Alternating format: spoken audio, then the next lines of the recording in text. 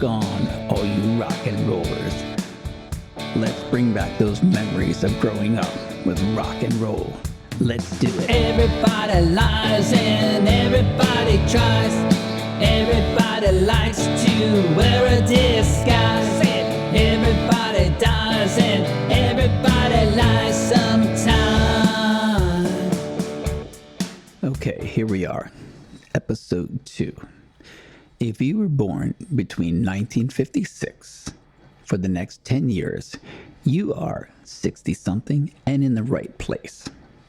And you might remember rock and roll in the 60s. Well, unfortunately, I don't. I don't remember the Beatles. I don't remember Ed Sullivan. I don't remember when rock and roll changed my life in the 60s. Simply because I was an Army brat on Army bases, and basically my parents weren't very cool at all. However, my wife remembers the Beatles. My mother-in-law went and saw the Beatles in Chicago. Sadly, they're both not here. I would have them on to talk about that experience, but that's not possible. So I'm going to talk about my rock and roll experience from the 70s through the 80s. And maybe, just maybe, it'll bring back some memories to you, and we can share this episode with some friends who remember rock and roll. Okay, so my rock and roll awakening came in the early 70s when I got turned on to FM radio. We were living just outside of Philadelphia, Pennsylvania, and rock and roll was like, okay, glam rock. Here's the bands I remember. Queen. Then there was Elton John, David Bowie. Of course, Kiss came along later after that. I mean, of course, all the progressive rock bands from England. You had Yes and Jethro Tull and Genesis and all that. Now, my first concert was Alice Cooper, $1 Billion Babies, at the Philadelphia Spectrum. The Spectrum was one of those arenas where the basketball team and the hockey teams played. And it was my first time going to a concert with some older people that my mother worked with, some older guys. Like I was, I think, around 13. It was a $1 Billion Babies tour. And they were like 16, 17, 18. So I go with them because my mother trusts them. Said, yeah, we'll bring Glenn along. It'll be a lot of fun. So I go there, I get to the Spectrum, and it was like something I never imagined. There were people everywhere. You know, people were smoking back then. I learned what marijuana was, and, you know, they passed a joint down the road. You take a hit, that's okay. And then they have a wine bag, pass the wine down the row, and then they would, you know, squirt some in my mouth, like, yeah, let's get the little kid high, or, you know, whatever. And I really didn't feel much. I do remember this, though, and this might bring back a memory. And if you have a weak stomach, just fast forward this, maybe like 15, 30 seconds.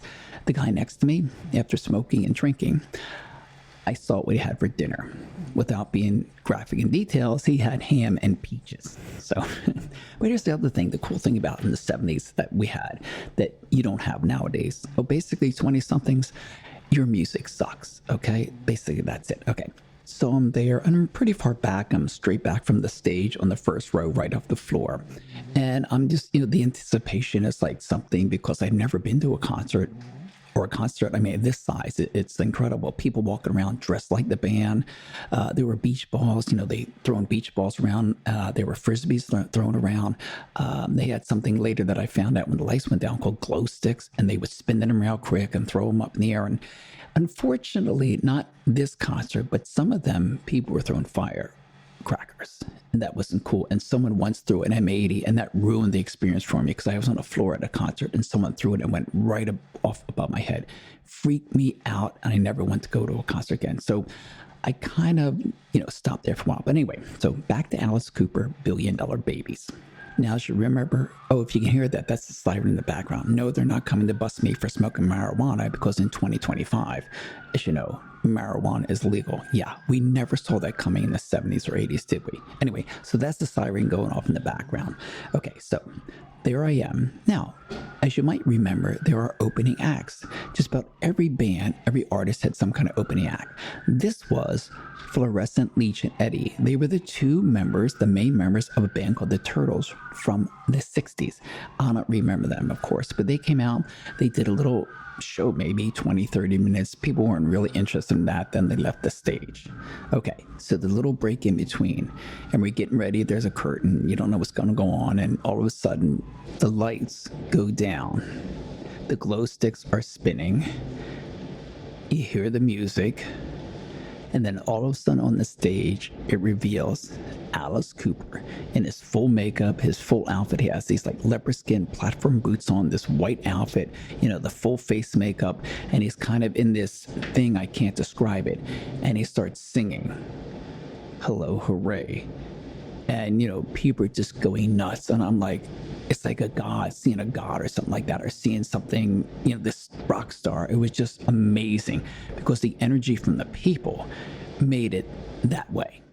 So he goes through the whole album, $1 Billion Babies, and it's a real show. Besides the lights and the music, there's these things that he does. For example, Unfinished Sweet, I think is the song where he's chasing a giant tooth with a giant toothbrush. And there's a part where the dentist drill, like this light up dentist drill, is going to go into his teeth.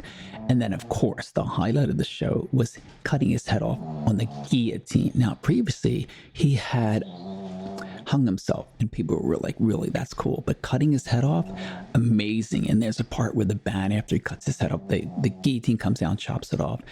They were throwing his head around the stage, and it's like this spectacle. You're sitting there watching, and all these people are just like really, really into it, and the music and the lights and just everything is like, how could you not, you know, love something like that? So then he also does a handful of songs from his other albums. Got You Under My Wheels, which is a good rockin' song.